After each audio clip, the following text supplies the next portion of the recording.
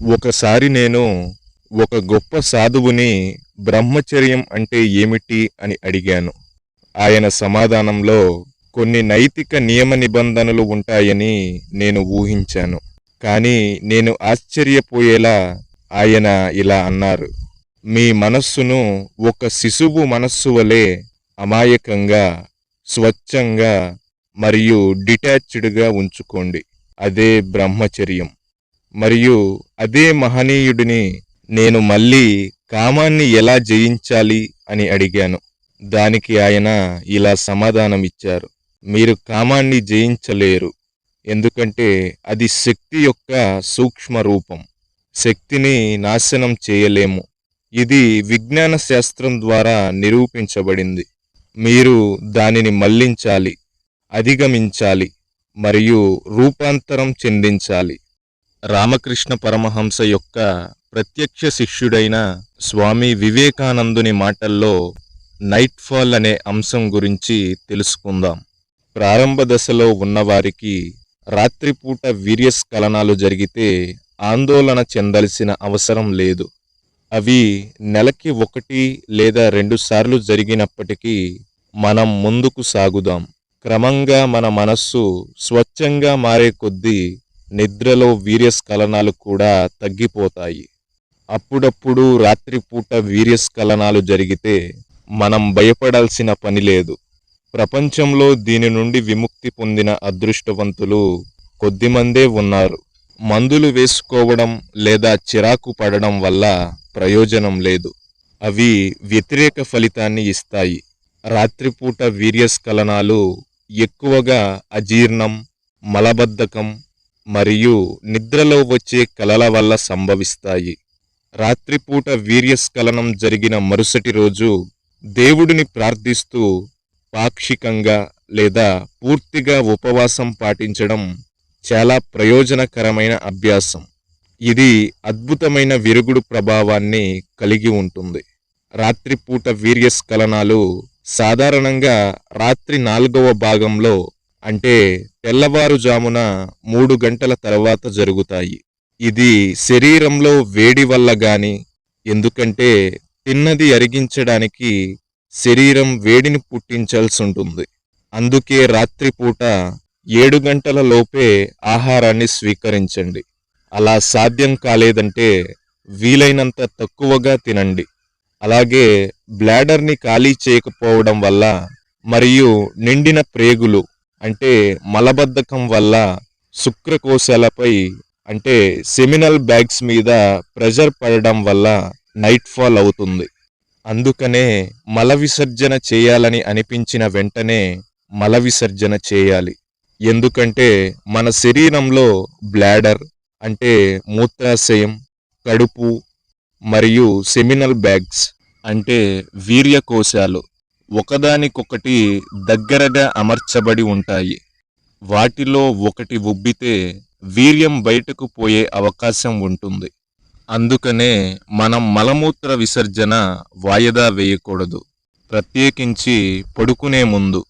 ఎందుకంటే వీర్యం నిలుపుకోవడం మన శరీరంలో ఓజస్సు అనే 8వ ధాతువును సృష్టిస్తుంది.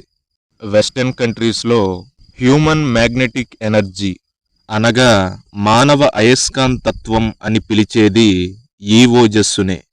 ఋషి సుశ్రుత ఇలా అంటాడు: రసం నుండి శుక్రం వరకు ఉన్న 7 ధాతువుల యొక్క ఉత్తమ సారం నిస్సందేహంగా ఓజస్సు, అంటే శక్తి. తెల్లవారుజామున 2 నుండి 4 గంటల మధ్య నిద్ర లేచి మూత్ర విసర్జన చేయడం ద్వారా బ్లాడర్ని ఖాళీగా ఉంచుకోవడం ఒక నివారణ అలవాటు. ఏదేమైనా సూర్యోదయానికి 1 గంట ముందే పడకను విడిచిపెట్టి ఏకాగ్రత మరియు ధ్యానాన్ని అభ్యసించాలి. పగలు రాత్రి నిరంతరం కౌపీనాన్ని ధరించడం లైంగిక అవయవం యొక్క ఉద్రేకాన్ని సమర్థవంతంగా అరికడుతుంది.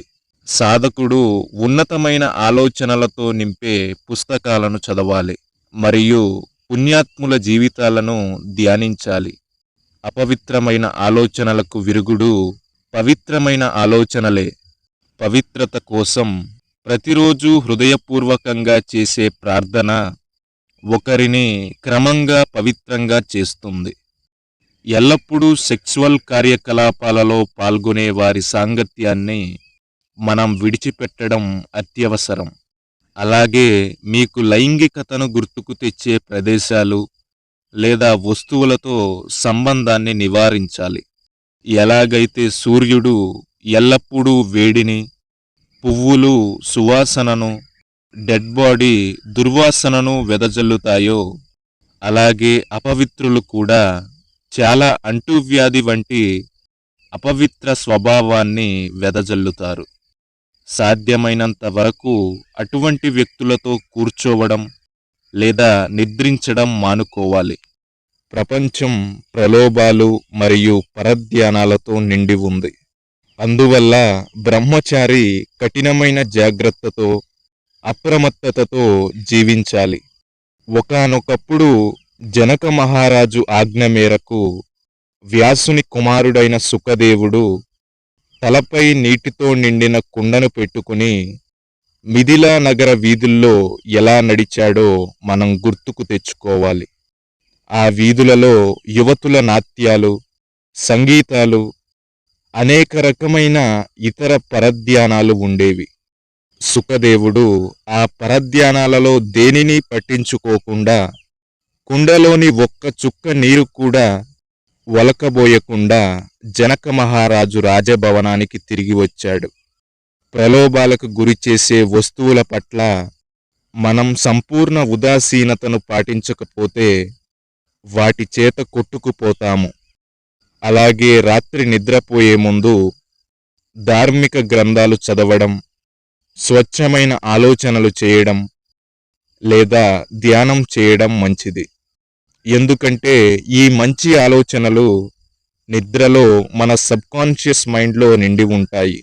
ఒకరు చైతన్య దేవునితో ఇలా అన్నారు, మీరు భక్తులకు ఇంత ఉపదేశం ఇస్తున్నారు, అయినా వారు ఎందుకు అంతగా పురోగతి సాధించలేకపోతున్నారు అని అడిగారు.